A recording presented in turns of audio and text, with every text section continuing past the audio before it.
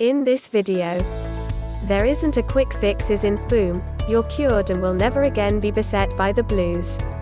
But there are techniques that can help lift the emotional paralysis and ruminating that often accompany depression, both of which make it much more difficult to focus on the behavioral changes that are necessary to prevent a relapse.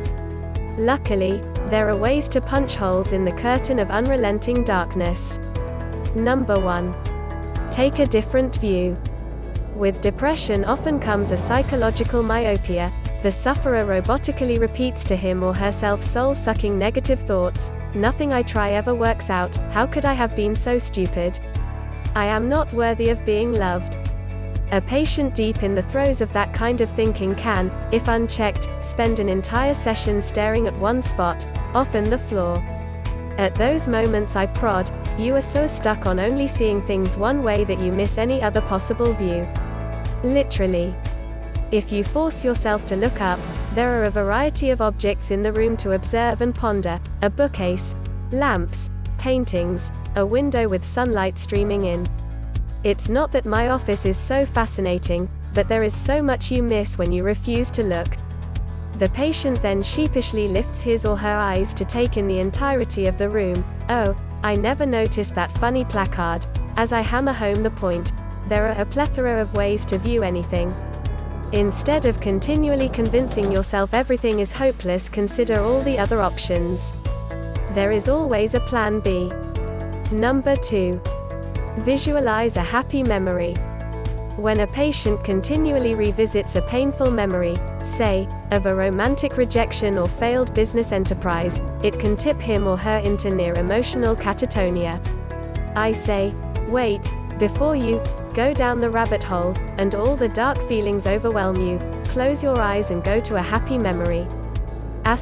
Paul remembered, when I graduated from college, looked out at the audience and saw my family looking so proud, I felt amazing and powerful.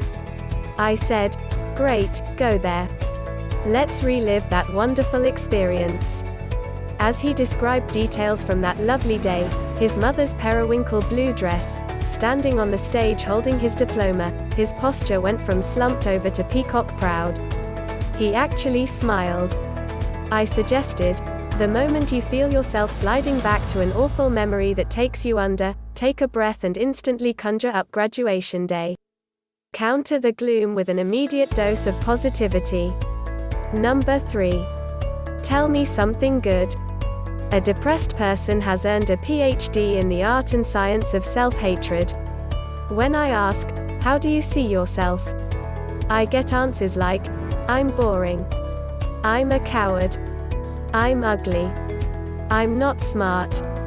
To the speaker, these sentiments are absolute truths. His or her sense of identity, a soulless place to live that is familiar, thus offering a comfortable discomfort with no exit door. As long as these annihilating beliefs rule your self-image, nothing good can break through. When I ask, tell me good qualities about yourself, I am initially greeted by silence. Then I hear a halting, I'm kind, or, I'm caring. If the patient gets stuck, I help out, you're a loving mother. You are a survivor. You are a nurturer, you are super considerate. You are reliable. As we construct a list, I ask the patient to write down the wonderful attributes and keep repeating them when the toxic wheel of self-hating talk begins. I suggest asking friends and family members to email a list of positive qualities they value in my patient. The next step will be to compile, print out the list and carry it in your wallet like a talisman. For extra inoculation against the constant negativity, I suggest the patient write positive qualities on post-its and sprinkle them around the house. Stick, I have gorgeous eyes, on the bathroom vanity. Place, I'm reliable, on the refrigerator, and so on. You are what you feed yourself, spiritually speaking. Exchange the everything I hate about myself mantra to all the qualities that make me a special, unique, lovable person. Number 4. Make plans.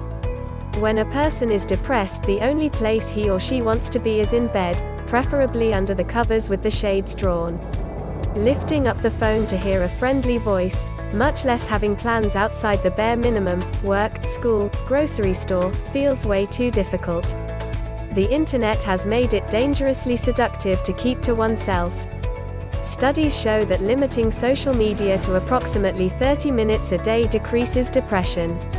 I tell patients, it's a catch-22 that when you are depressed, the last thing you feel like doing is getting out of the house. But it's essential to make the effort to take a shower, get dressed, take a walk, go to the gym, and socialize. For months I would ask Gina near the end of our Saturday afternoon session, "What are you doing after you leave here?" Gina, who lived alone, invariably mumbled, "I'm going home to do laundry." I started ordering her to have something specific planned post-session. She began joining meetups. Wow, ballroom dancing is kind of fun. Visiting the botanical garden, baking cookies with her sister. The more she ventured outside her four walls, the more her mood lifted. Number 5. Find something to look forward to. This is a technique I routinely use as an anti-blues vaccination. I've shared that I suffer from high-functioning depression. When I'm down, I search for something to put on the calendar that makes me happy and excited. Indeed, this 2007 study showed that people get an emotional lift when they contemplate a future fun event, versus looking back on a fabulous activity from the past. Book a trip, buy concert tickets, plan a party, whatever brings a flush to your cheeks and rumble of joy to your belly. My biggest mood turnarounds arise when I begin a project that can potentially create some good in the world and lead to fulfilling connections. For example, I've volunteered as a mentor to underserved young women who want to write, sought publishing contracts to write a book, taught workshops, submitted a video to do a TEDx talk, haven't heard back on that one yet. The point is, stop continually telling yourself nothing good will ever again happen. You've been there, seen that, done that.